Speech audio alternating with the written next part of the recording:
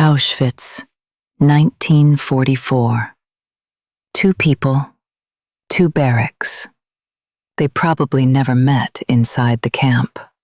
One was a psychiatrist in his late 30s. He had already spent years thinking about suffering as a concept. Now he was living it. The other was a 17-year-old girl, a dancer. She had no framework for what was happening, no theory, just terror, and something quiet inside her that kept not dying. Both got out. Both spent the rest of their lives trying to explain how. What they came up with sounds similar at first. The more you look at it, the more you realize they were answering 2 different questions. Frankl wanted to know what keeps a person alive. Eger wanted to know what it actually means to be free. One is about surviving. The other is about what you do after. You probably need both answers. Viktor Frankl.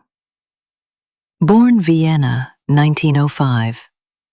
By the time the war came, he had already been developing what he called logotherapy.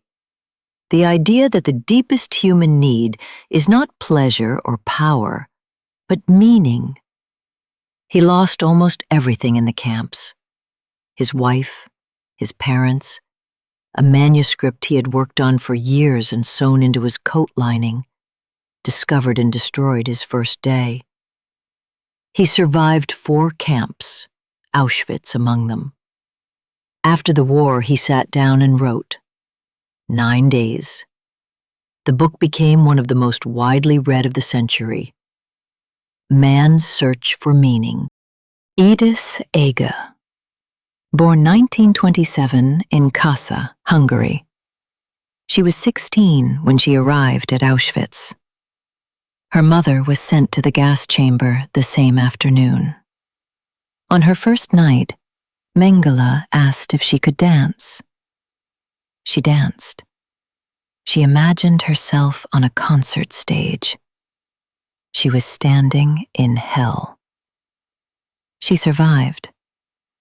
After the war, she buried it.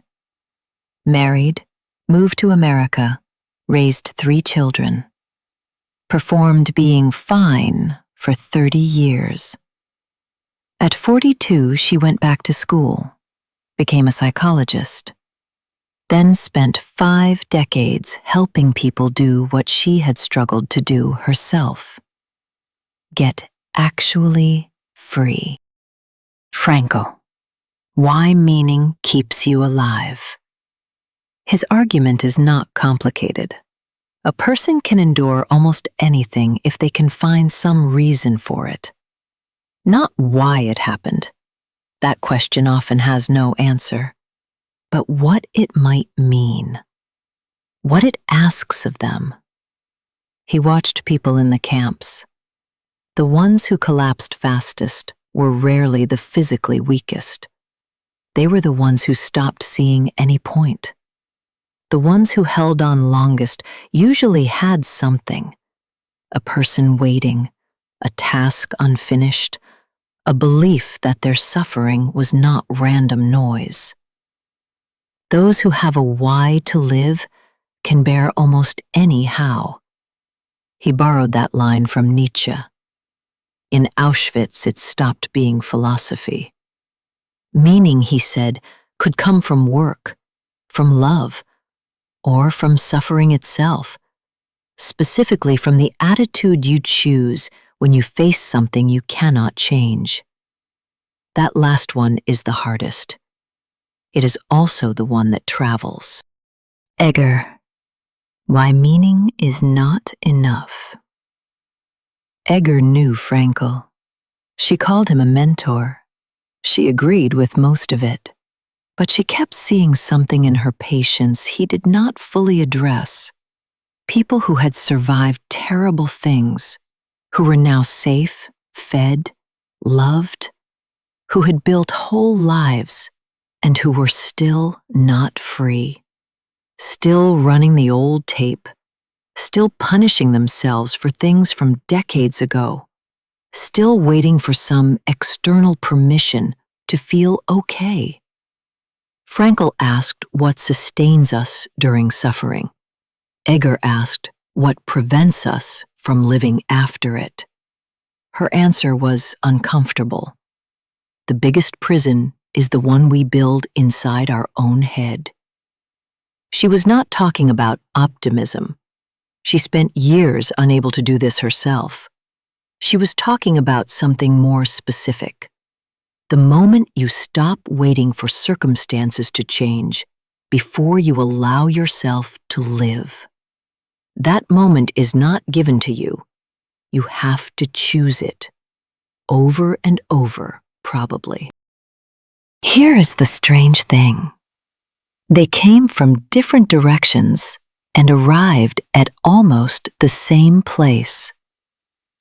Frankl said, "Between what happens to you and how you respond, there is a space.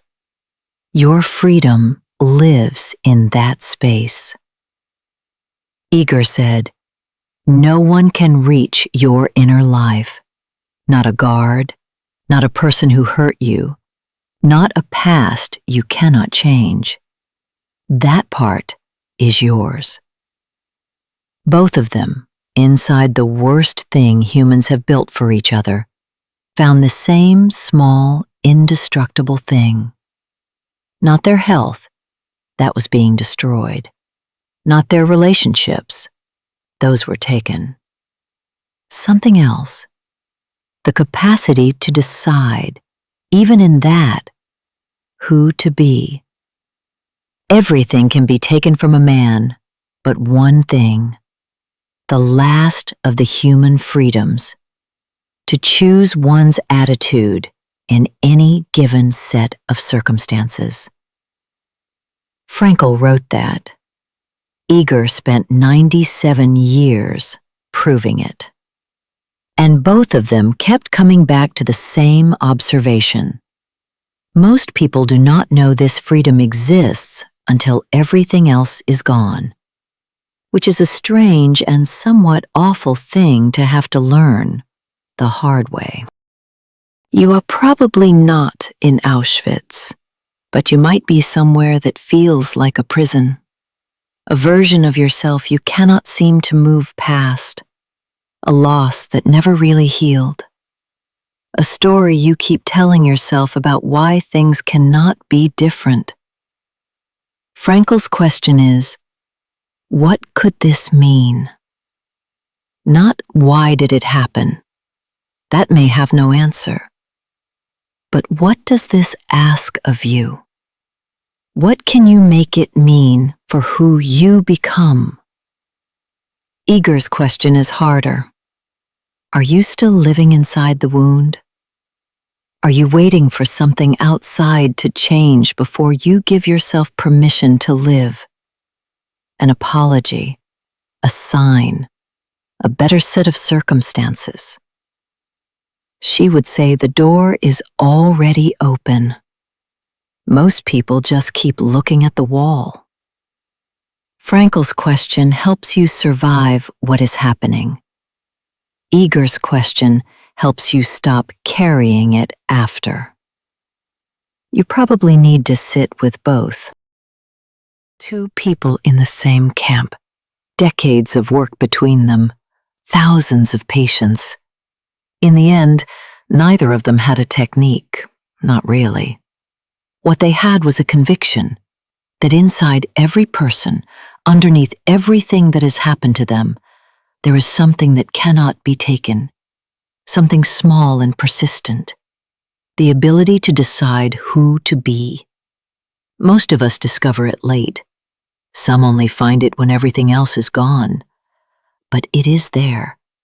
You can take almost everything, but not the last freedom, the choice of who to be. Frankl found that in the camps. Eger spent 97 years teaching it. It was always yours, too. If this one stayed with you, share it with someone who needs it. See you in the next one.